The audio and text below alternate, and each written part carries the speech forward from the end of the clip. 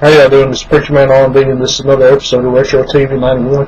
This time I'm doing another movie reviews, and this time I'm reviewing Die Hard 2. And what happens on this movie, John McClane goes to the airport in Washington, D.C. because they're going to see his in-laws for Christmas.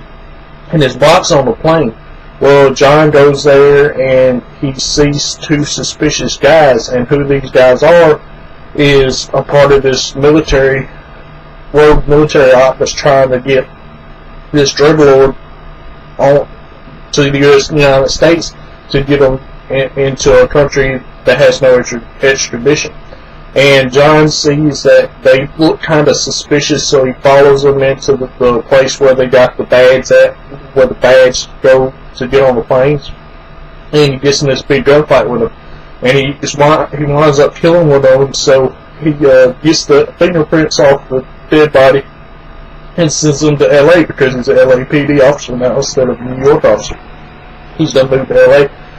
And he gets Al from the first movie, who's played by the guy who plays Carl Winslow, to run these fingerprints, and Al sends the facts in, and this guy's supposed to have been dead for 2 years. So this seems kind of suspicious to John, so he takes it up to the air terminal and gives it to the head guy up there. And while this is happening, Agent Stewart, he has his men to turn off all their stuff on the runways, and they take control over it. And he tells them that if they don't let the plane with the drug lord land without any problems and any extradition from the authorities, that he would not have to kill all these planes and make them crash in and blow themselves up. So John goes after, and he tries to figure out what their plans are, and the guy who works up there at the terminal gets this idea to be able to broadcast to the airplanes.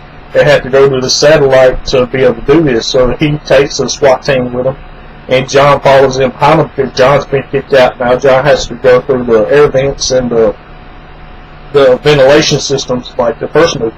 And he meets the janitor, and the janitor tells him where to go, and he goes. And when John gets there, he gets there right as a big gunfight between these rogue army people and the SWAT is having a gunfight. And then John is able to save this guy, but before he saves him, they blow up the satellite, so they can't broadcast out to these airplanes.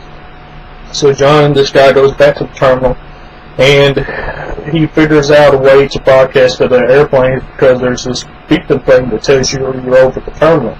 So he reads it up where he's able to speak to the airplanes, that way they know not to land and not to listen to the fake air traffic control, because there's already been one incident where an airplane listened to him after this satellite blew up. He made an example, and he made this airplane land and blow up. And it was kind of John's fault that he wouldn't try to get the airplane. He was just trying to help, and it kind of backfired on him. So this guy, he broadcasts to the airplanes, tell them not to listen to nobody else and don't land. And then the army has to come in. And what we don't know at first is the army's working with Sergeant Stewart. So they got this big plan, and they go to the church where Sergeant Stewart is, but they all have blanks, and they don't know this while John and them doesn't know this, and then, until after this happens, because he has one of the guys in the sights, and he tries to use his gun with the blanks, and he finds out that they're blanks. So he follows in behind them, and this is when he finds this out. So he goes back to the airport, captain, the airport police, and shoots the gun at him, showing them that's blanks, because this captain's giving John McClane crap this whole movie.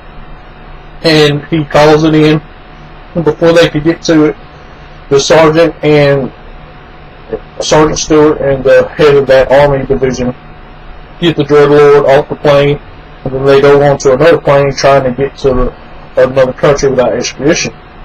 Well, John gets the janitor to help him get there quick again, and he goes and he finds the news lady that's there and gets a ride on the helicopter. That way he can try to stop this, because his wife's plane is coming down, and it's coming down now because they're out of fuel. So he gets on the wing of this airplane and blocks the thing that makes it take off with his jacket, so it can't take off. So the army, the head of the army that's working with Sergeant Stewart, comes and fights him first, and they get this big fight, and he winds up falling into the propeller and dying. Well, Sergeant Stewart comes, and they get into a fist fight at the end of the movie, and John gets kicked off the airplane wing, but before he gets kicked off, he pulls the fuel valve open, and fuel's running off this airplane now.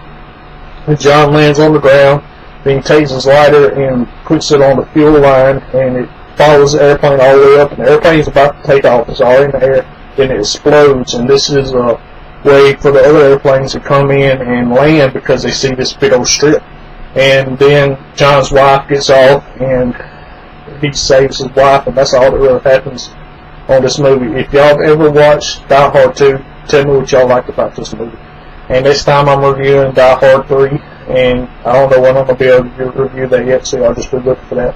As always, it's Preacher Man R&B signing out. That was good. He was awesome. This has been another episode of Retro TV 91. See y'all next time.